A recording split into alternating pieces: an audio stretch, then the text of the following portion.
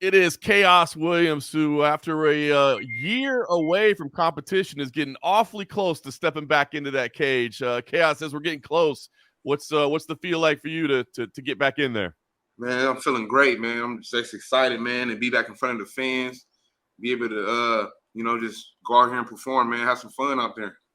I love it, man. Well, obviously, last time out, split decision loss to Randy Brown. Good fight. I mean, talk to me now. A year later, are we past that? Is it in the and you don't think about it anymore? Or is that one still burned a little bit?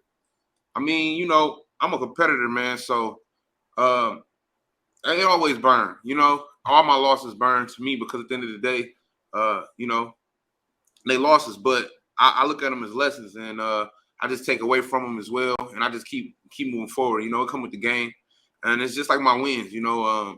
Say if I get a spectacular or a stellar performance, I never really admire my work too long, and it's no different than the losses. I don't think about it too much, but at the same time, it is still in the back of my head. So I Yeah. just take what I can from that and the lessons from that, and just keep getting better.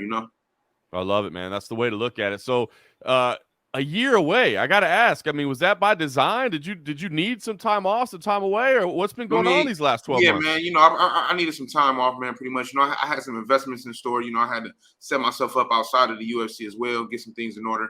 And like, I'm the type of person that when I'm doing something, I like to really put my all into it as well. And just the timing was right too, as well. As far as my fights, I had to wait. Like I've been ready, but for this fight, I had to wait a little longer. So after accepting the fight, I had to wait a little longer. So I've just been training.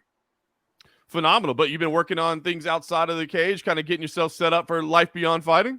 Yeah, absolutely. Phenomenal, man. That's great to think about that. So, how much was training a part during that time away? I mean, were you solely like on those business ventures, or were you still training at the time as well? At first, I was more on the business ventures for a few months, and then I pretty much got back in the grind mode. I got back in the grind mode after buying a couple of properties and things like that. I just pretty much got back in the grind mode, and I was just hungry, man. I'm still hungry, man. And shoot, hey, we ready to show out come next Saturday, May 6th.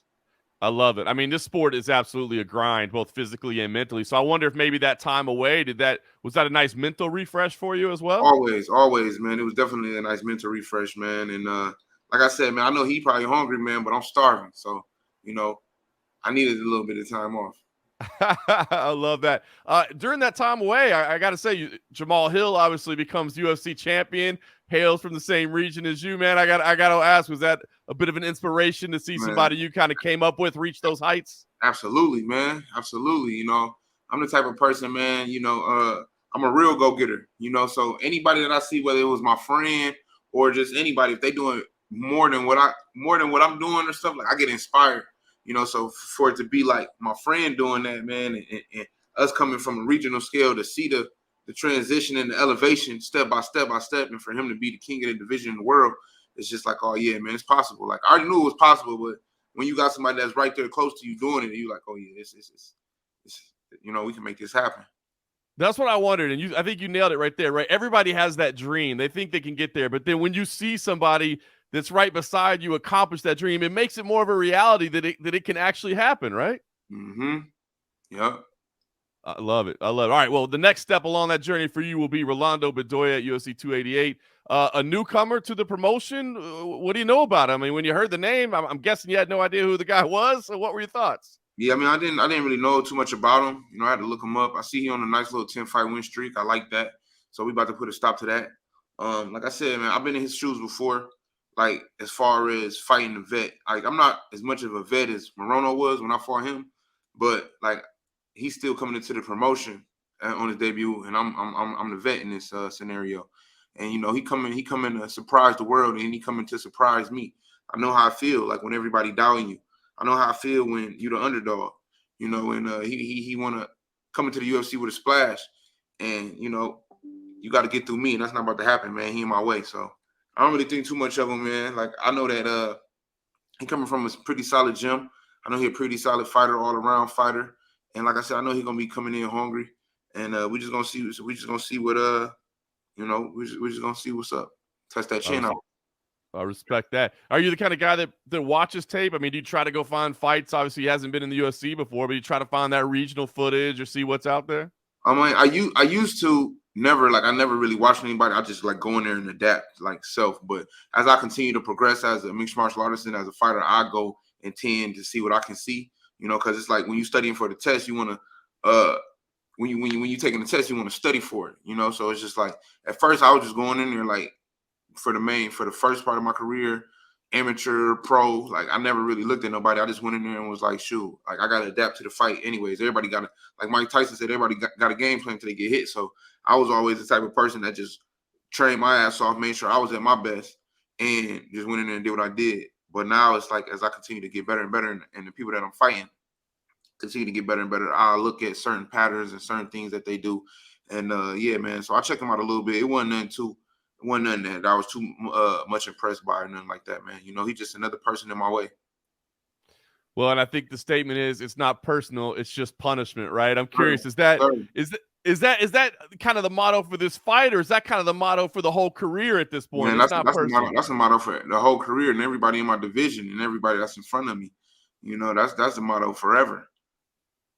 I love it, man. Well, the T-shirts are available if anybody wants to get on the bandwagon, but I love the phrase itself. It's not personal, just punishment. So talk to me about the goal here, man. I mean, it's been a year away. We know you're capable of doing spectacular things when you get in there. So do you go in there with the mindset like, I got to remind people who I am, I got to do something spectacular? Absolutely, man. But for the most part, I just go in there and like, I'm blessed, man. Like I go in there and in my mind, I'm like, man, it's another day. I get to do this. I get to do what I love to do. And like I never be in it. It's never really no pressure with me. I'll be so excited, man. Like I just be so happy to be there, man. Coming from where I came from, and just living a dream in itself, man. I just be happy to get in there, man. But it's just another day in a fight, man. But coming back, man, it's like I know I got to go out there and get the job done. And that's just what it is. I got to go out here and get the job done, live up to the hype, But yeah, man. Everybody, man. They in the way, man. That's how I feel. Everybody just in the way. He in the way, man. I love it, man. Well, you talk about humble beginnings, but yet this past year, like you said, you've been buying properties, building up businesses, getting yourself ready. I mean, is that kind of a wild realization to see where you are in life? You're competing in the UFC at the highest level. You got things working outside of the sport. I mean, does it feel like just everything's right for you at this moment? Man, absolutely, man. I'm just blessed, man. I'm just grateful to be here, man. I'm just happy to be here, man. And it's definitely, man, the stars are aligning. And I'm really going to be happy come next Saturday, man. That's the main focus, man. That's the main focus. Next Saturday, going out here and doing what I got to do, doing what I already knew that I can do, and just showing the people, man, reminding the people, man, shaking up my division again, and letting them know I'm here, man. Like I'm here, like I'm that guy that made his debut on 2 weeks because I was putting the work in. I'm confident. They didn't gave me 2 months more, so it's just like, let's do it. I love it, man. Well, it sounds like things are going well for you outside the cage. Hopefully, going to go well for you inside the cage. Cass, I know you're focused on next Saturday, but do you have a plan for the rest of the year? I mean, we missed you for a year away. Are you aiming for 2-3 fights this year? You back in the game? What do we see? Yeah, I'm back in the game, man. I took a year off. Now I'm on their ass now, man. I ain't letting up, man. I'm foot on the gas, man. Foot on the gas. Y'all gonna see me. It's gonna start off come May 6th. I'm gonna remind everybody what I already told them, and then hopefully, depending on how that fight go, whether it's a war or whether I get them out soon, like if it go my way, I want it to be an early night. But if it's not, man, I know you can't knock everybody out, and sometimes you just gotta go. You just gotta go the distance, and regardless of where the fight go, I'm ready for it. And I feel like May get a good W. May 6th, you gotta think that's the beginning of May. Come back maybe like June or July, and then just go from there. Just pretty much go from there, man. Rack these bodies back up. Let everybody know I'm here. And I say get on a good 3-fight win streak, and maybe fight a top 15 guy. Sounds like a plan, man. Well, it all starts at UFC 288. Khaos, we're happy to have you back. Best of luck, and wish you all the success both in and outside of the cage. Thank you, man. Appreciate that.